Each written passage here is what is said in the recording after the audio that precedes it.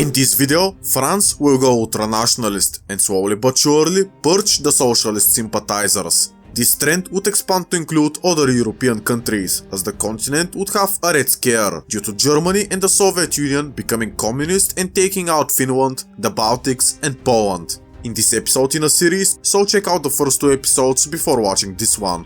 After Germany turns communist and takes out Poland, the French would promote the idea that they were cheated on their gains.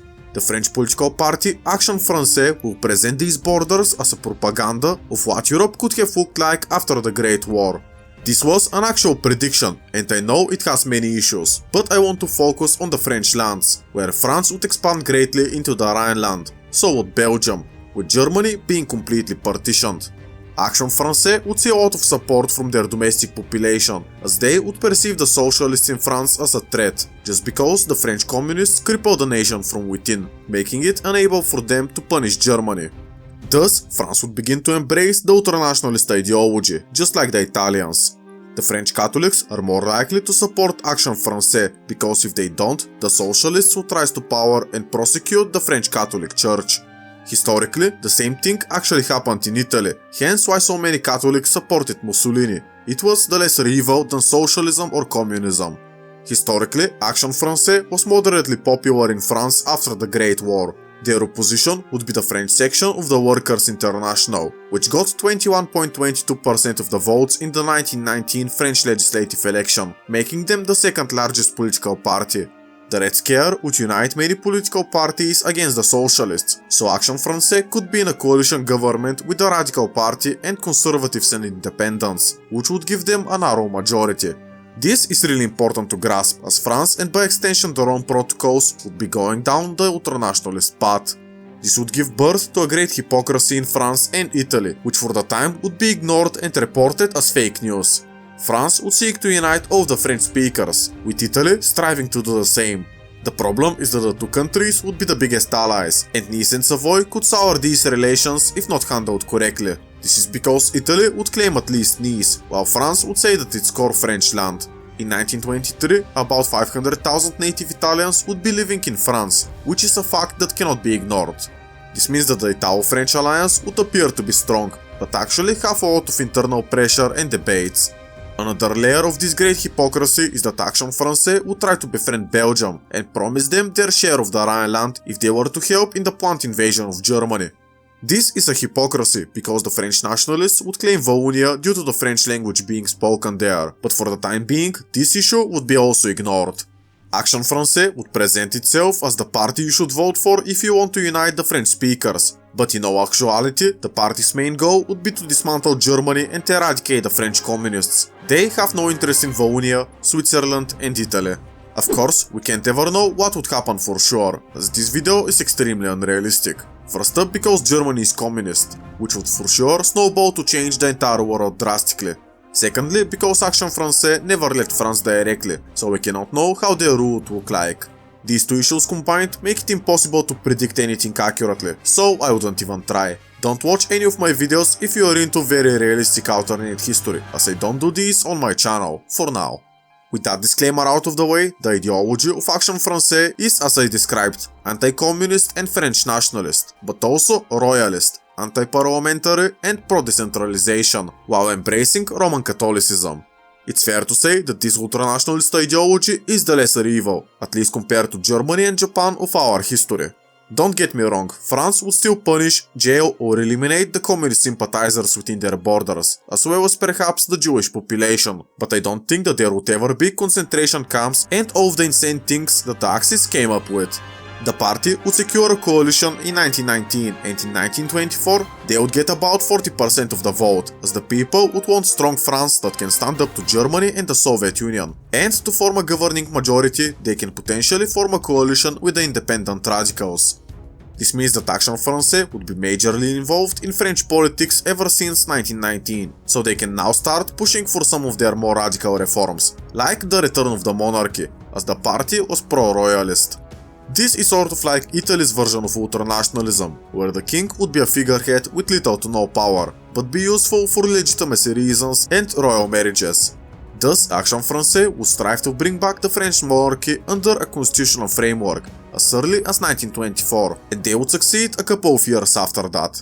The question would be which candidate would they pick, as there would be many pretenders.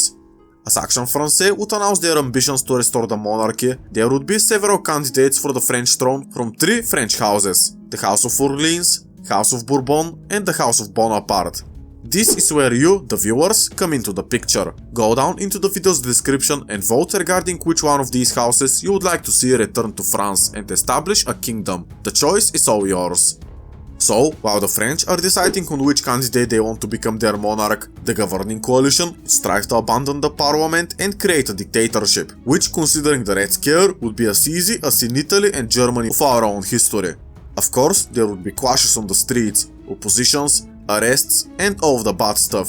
But after a bit of chaos, it would happen, with France becoming a dictatorial country, on the pretext that the communists and the socialists are being voted into the parliament and causing trouble. So France would need strong rule to survive and later to take what is rightfully theirs and to dismantle Germany according to their plans. I don't know too much about the Belgian politics, but I want to spice this scenario up. In 1921, the Belgian general election saw the Catholic Party coming out on top, but just 2 years later, in 1923, the Belgian Labour Party secured the top spot in parliament. Belgium would be for sure more closely allied with France, rather than with Germany. The Catholic Party is likely to request that France funds their cause by any means necessarily, as to help them get rid of the Belgian Labour Party, which is a social democrat party. The Belgian parliament, excluding the Labour Party, would have a majority to alter how the country is run. They would agree that the best course of action would be to give more power to Leopold III, as he would be opposed to a socialist regime, meaning that the rest of the parties can have a better shot of coming to power. This means that I think that all parties would team up against the Belgian Labour Party, with the Catholic Party receiving funds from the French Ultranationalists and potentially going down the same path. Again, let me remind you that the Catholics played a crucial role in Mussolini's rise to power historically, and also in the one of France, so I would repeat this trend in Belgium, making the country an ultranationalist state that would purge the Belgian Labour Party, under the rule of Leopold III. In 1925, when I predict that all of this would happen, Leopold III was actually not the Belgian monarch just yet, but it was his father, Albert I. What I said is no mistake, as Leopold III would be 23 years old at the time and be promised to rule over Greater Belgium, so he would endorse the ultranationalists when he comes to power eventually, and he would collaborate with them. This means that Belgium is not officially ultranationalist, but they will become one after the death of their monarch, Albert I. Democracy in France would be officially dead at around the year of 1925, being replaced by an ultranationalist dictatorship that would later pick a king. This would obviously make the United Kingdom less sympathetic to France, and they may even condemn their actions. By France going ultranationalist, this may be the end for the Franco-British relationship and the Entente, as Britain would drift away from France, with France drifting away from Britain as well. France would prefer to work with their own protocols, even try to expand it into Belgium and Spain, while Britain would want to work together with other democratic countries, and there aren't many in Europe. Portugal has always been a British ally, and I see no reason why this wouldn't continue. But also I can see Scandinavia to have friendly relations with the British, although not an official alliance. To find allies, Britain would look west, to the United States of America, in a list of events known historically as the Great Rapprochement. The goal is to practically unite the two countries, as they would have a shared diplomacy, army, and politics. I cannot see the United States of America to ever accept this, but them joining the British Commonwealth as an equal partner is not too insane to consider. Of course, America is isolationist, but I would predict that Britain in this alternate history would also become isolationist. This is because in Europe there would be two clear factions, the communists and the ultranationalists, who are inevitably going to battle it out for European hegemony. The British don't have anything to gain if either side is victorious, and they would prefer to develop their colonies and keep their empire, which was at its largest extent in all of British history. Thus, I predict that Britain and America would find a lot of things in common, not only in language and culture, but also democratic values and isolationism, as they don't want to be dragged in another European war, from which they wouldn't benefit at all. The Great Rapprochement is unlikely to formally unite the two countries, but the Anglo-Sphere could be created, to which Ireland would be also invited, as they would get their independence in 1921. The Anglosphere would be a union of the British Commonwealth and America, where both would retain their separate political autonomy, army, currency, and policies, but would work together on their shared goals and an eventual federation and formal political union with a shared army. Of course, this cannot happen right away, but under this system, the United States and Britain, together with their colonies and dominions, can prosper greatly. In 1923, when France would go ultranationalist, down south in Spain, Miguel Primo de Rivera would establish a dictatorship. His rise to power was caused because Spain in the interwar period was really unstable. First up, the Spanish flu directly killed 1% of the population and it affected about 10% of its citizens. There was civil unrest, anarchist terrorism, possible socialist revolution, and the rise of nationalist movements in Catalonia and the Basque. Primo de Rivera suspended the constitution and assumed absolute power and banned all political parties except his own. This was with the support of King Alfonso XIII. I would be quick to suggest that he models his dictatorship in the style of the ultranationalists in France and Italy, but the problem is that Primo de Rivera was very incompetent.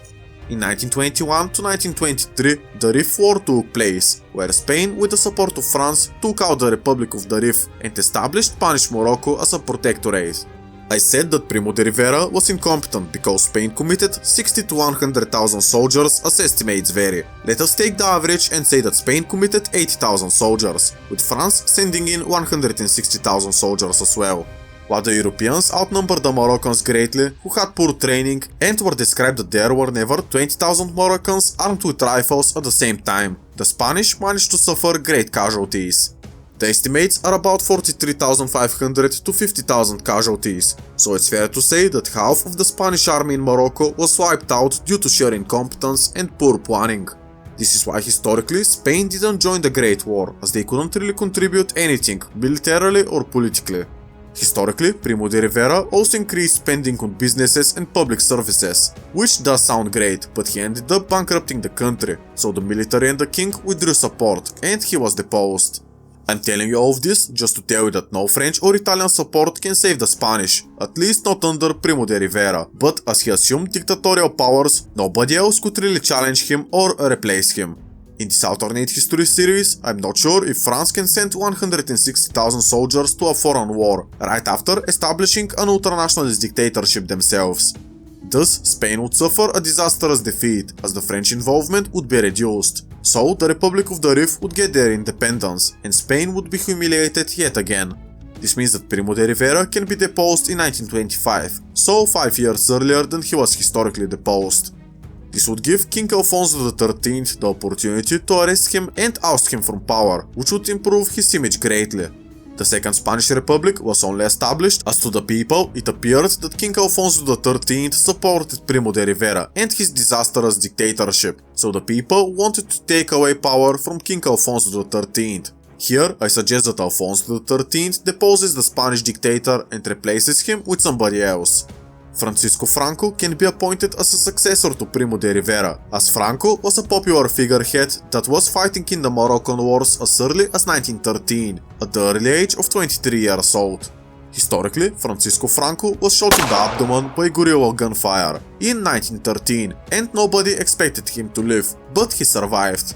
The Moroccans celebrated his wounding as he was actually competent against fighting the Moroccans. When he survived, the Moroccans believed that God must have saved Francisco Franco's life. In this alternate history, I would have Alfonso XIII to promote Francisco Franco to Spain's highest honor for gallantry as early as 1917, making him the youngest major in the Spanish army. Francisco Franco was also supposed to retreat from Morocco in 1923, under the orders of Primo de Rivera, but he said that he would absolutely disobey such orders. This made him more popular than the Spanish dictator at the time. Thus, Primo de Rivera would be deposed in early 1925, either by the king himself or an organized coup d'etat by Gonzalo Cuepo de Lana and Francisco Franco. Thus, Franco and his forces would continue the war against the Rif after a brief peace treaty with them, which would result in quick victory under Franco and his forces, making his rise to power in Spain easier. Due to the military successes of Francisco Franco, King Alfonso XIII would give him and his units more power, so Francisco Franco can end up ruling Spain a whole 10 years earlier, as he proved his successes on the battlefield.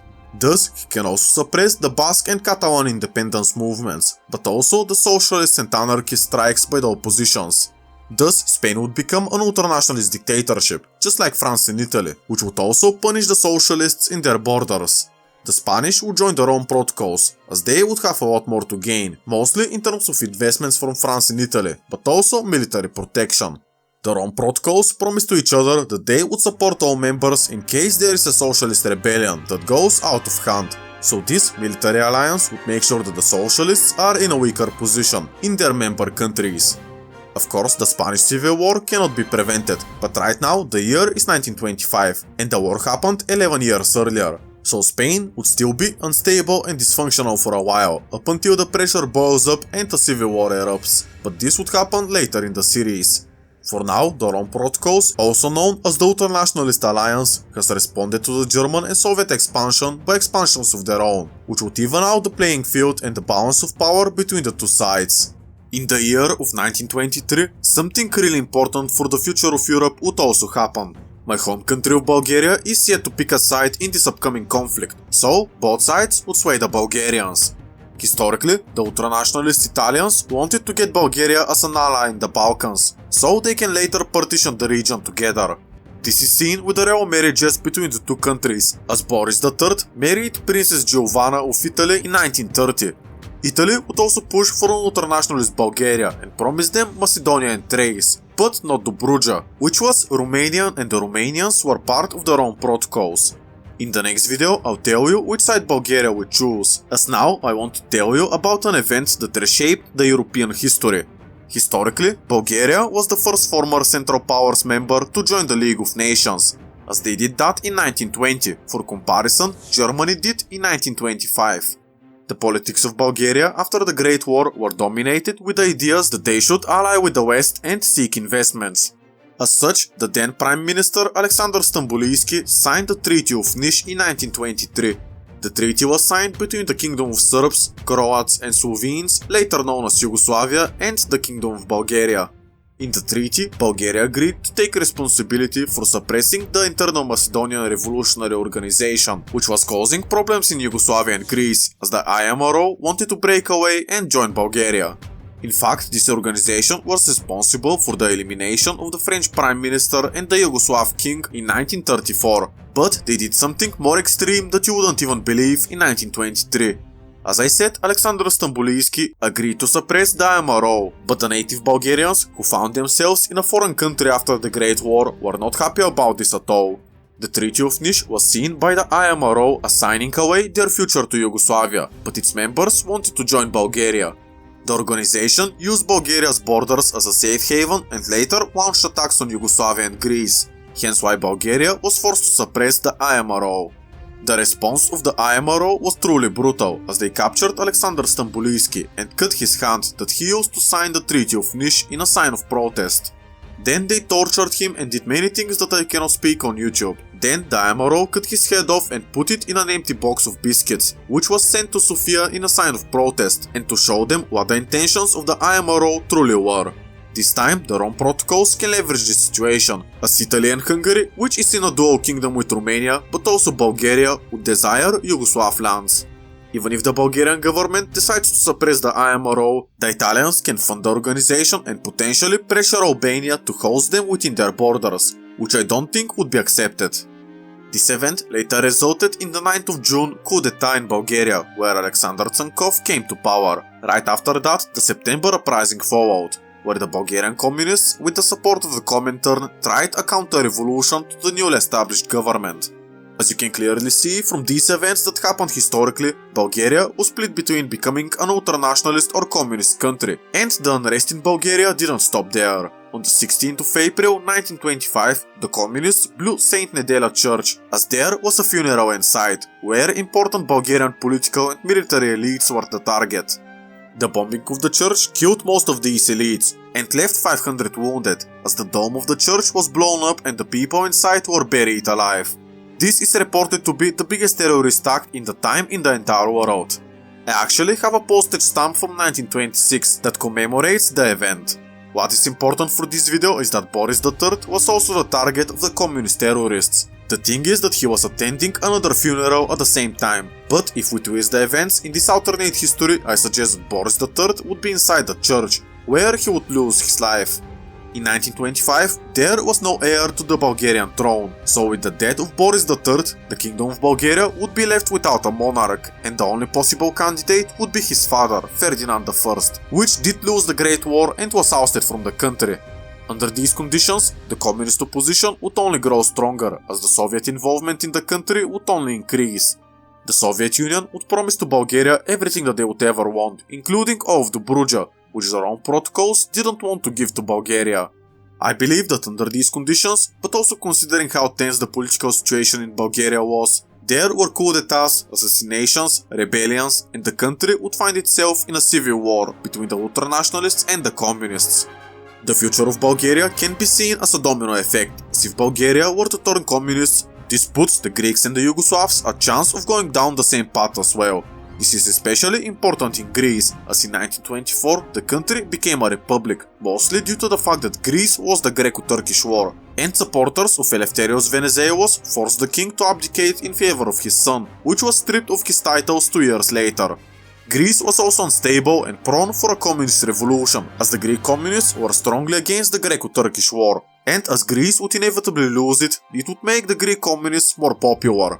To showcase my point on how Bulgaria turning communist could be followed with Greece and Yugoslavia doing the same, I want to tell you about the Dimitrov Battalion, which took part in the Spanish Civil War and was named after Georgi Dimitrov, who later became the Bulgarian communist dictator in 1946. This battalion consisted of 400 Bulgarians, 160 Greeks and 25 Yugoslavs, who all had the same goal of spreading communism around the world.